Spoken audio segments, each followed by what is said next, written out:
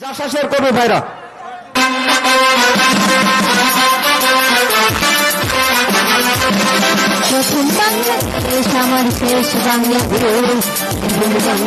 BNP নেতাকর্মীদের আচরণ নিয়ে নতুন নির্দেশনা দিয়েছেন দলটির ভারপ্রাপ্ত চেয়ারম্যান তারেক রহমান। তিনি বলেছেন, বিএনপির কাঁধে এখন অনেক দায়িত্ব। এদেশের মানুষের অনেক প্রত্যাশা ও আকাঙ্ক্ষা বিএনপিকে নিয়ে। সুতরাং দেশের মানুষের আকাঙ্ক্ষা অনুযায়ী নেতাকর্মীদের আচরণ করতে হবে, নিজেদের তৈরি করতে হবে বলেও মন্তব্য করেন তারেক রহমান। শনিবার সকালে চুয়াডাঙ্গার টাউন ফুটবল মাঠে বিএনপির সম্মেলনে প্রধান অতিথির ভার্চুয়াল বক্তব্যে তিনি এসব কথা বলেন। ভবিষ্যৎকে গড়ে তুলতে হলে নির্বাচনের বাইরে আর কোনো বিকল্প পথ নেই। নিজেকে সেভাবে গড়ে তুলতে হবে, শুধু কথা বললেই হবে না। বাংলাদেশের মানুষের প্রত্যাশা কিন্তু এখন স্বৈরাচারের পতনের পরে বাংলাদেশের মানুষের প্রত্যাশা কি? দায়িত্ব। ইনশাল্লাহ দেশের মানুষ হয়তো আপনাদেরকে দায়িত্ব দিবে, কিন্তু সেভাবে আপনাদেরকে নিজেদেরকে তৈরি করতে হবে। দায়িত্ব নিতে হলে দায়িত্বশীল ভূমিকা পালন করতে হবে।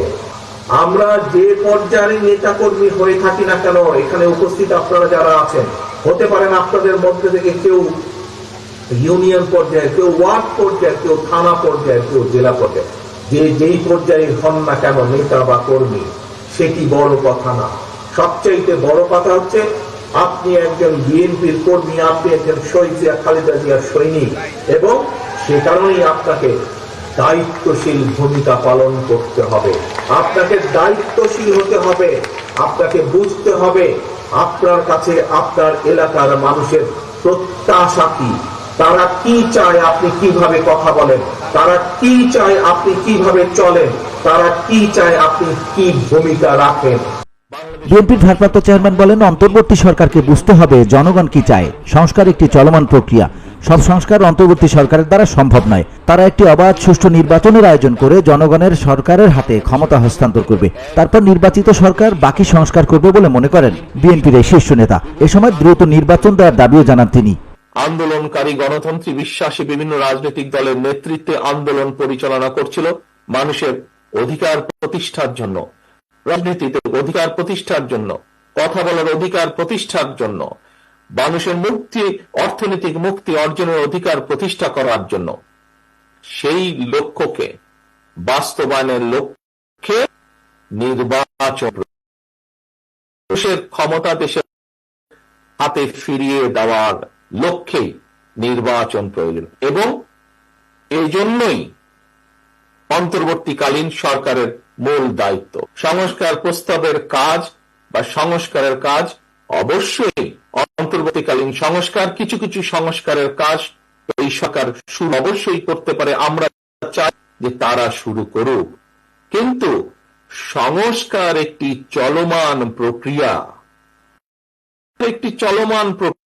একজন শুরু করবে, বাকিরা তাকে সেই সংস্কারকে তারা চলমান রেখে সামনে নিয়ে যাবে। কারণ দেশের মানুষের চাহিদার সাথে সামঞ্জস্য রেখে পর্যায়ক্রমিকভাবে সংস্কার পরিবর্তিত হবে সময়ে সময়ে।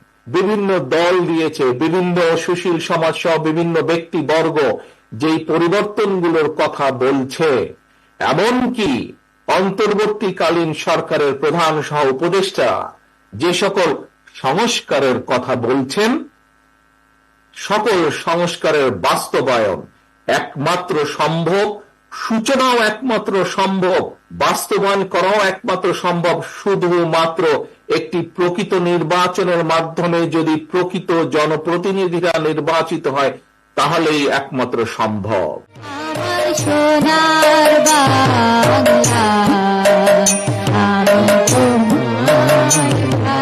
সম্মেলনের উদ্বোধন করতে গিয়ে বিএনপি মহাসচিব মির্জা ফখরুল ইসলাম আলমগীর বলেছেন, এদেশে ফ্যাসিবাদের জনক শেখ মুজিবুর রহমান, তার নেতৃত্বেই এদেশে হত্যা, লুণ্ঠন এবং অপরাজনীতি শুরু হয়েছে। যুদ্ধবিধ্বস্ত নতুন বাংলাদেশে গণতন্ত্র প্রতিষ্ঠার বদলে গণতন্ত্র হত্যা করে সব দলকে নিষিদ্ধ করে একদলীয় শাসন ব্যবস্থা কায়েম করা হয়েছিল। স্বাধীন বাংলাদেশে একটি রুদ্ধশ্বাস পরিস্থিতি সৃষ্টি করে মানুষের কথা বলার অধিকার কেড়ে নিয়ে দেশকে একটি বদ্ধ কারাগারে পরিণত হয়েছিল বলেও মনে করেন তিনি। এখন প্রশ্ন এসছে যে সংস্কার করে তারপরে নির্বাচন। আমি ওই বিতর্কে যেতে চাই না, আমি শুধু একটি কথা বলতে চাই, এই সংস্কারগুলো করার পরে তাকে সাস্টেইনেবল করতে হলে কার সমর্থন লাগবে? মানুষের সমর্থন লাগবে। জনগণের সমর্থন লাগবে, তাই না? জনগণের সমর্থন আমরা কোথায় দেখতে পাবো? একমাত্র একটা সুষ্ঠু অবাধ নিরপেক্ষ নির্বাচনের মধ্য দিয়ে যদি কি পার্লামেন্ট গঠিত হয়, সেই পার্লামেন্টের মাধ্যমে আমি তাদের প্রতিনিধিত্ব পাবো। তাদের জন্য বলছি, যা হুমকি দিচ্ছেন মাঝে মাঝে আমাদের কিছু নব্য নেতৃত্ব, বলছেন সব সংস্কার শেষ না করে কোনো নির্বাচন হবে না। নির্বাচন বিএনপির জন্য চায় না।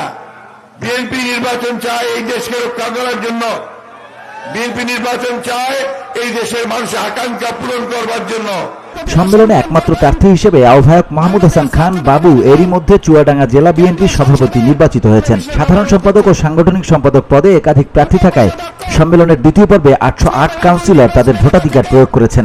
দীর্ঘদিন পর বিপুল উৎসাহ, উদ্দীপনা এবং আনন্দমুখর পরিবেশে চুয়াডাঙ্গা জেলা বিএনপি সম্মেলন 2024 অনুষ্ঠিত হয়েছে। বাংলাদেশ জাতীয়তাবাদী দল কেন্দ্রীয় বিএনপির ভিওডি বাংলা নিউজ ডেস্ক।